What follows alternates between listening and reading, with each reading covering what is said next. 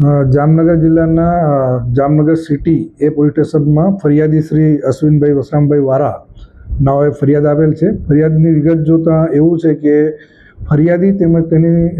સાથેના અન્ય મિત્રો એવા બીજા 7 મળી કુલ 8 લોકોના અત્યાર સુધી ફરિયાદમાં વિગત જોતાં એમને ખોટા દસ્તાવેજો બનાવી કે મને જેમ પોર્ટલ ઉપર વર્ક ઓર્ડર મળેલ છે ને વર્ક ઓર્ડરની નકલ બતાવી અને મોરબી, જામનગર અને મહારાષ્ટ્ર ખાતેના વર્ક ઓર્ડર બતાવી આ લોકો પાસેથી ટોટલ રૂપિયા 2,43,50,00,000 જેટલી માતબર રકમની છેતરપિંડી કર્યાની ફરિયાદ દાખલ કરેલ છે। આમાં આ લોકોએ ખોટા વર્ક ઓર્ડરો બતાવી એટલે ખોટા દસ્તાવેજો બનાવી અને સાચા તરીકે ઉપયોગ કરી તે મુજબ તેમજ તેમને વિશ્વાસમાં લઈને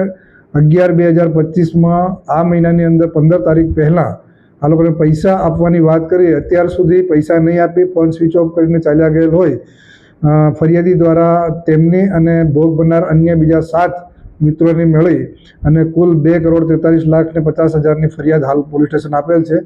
આ ફરિયાદ અનુસંધાને સિટી એ પીઆઈ તપાસ કરી રહેલ છે। આ કામે આટલા અત્યારે ફરિયાદીના ધ્યાન ઉપર હતા એટલી જ ફરિયાદ આપેલ છે। આ સિવાય પણ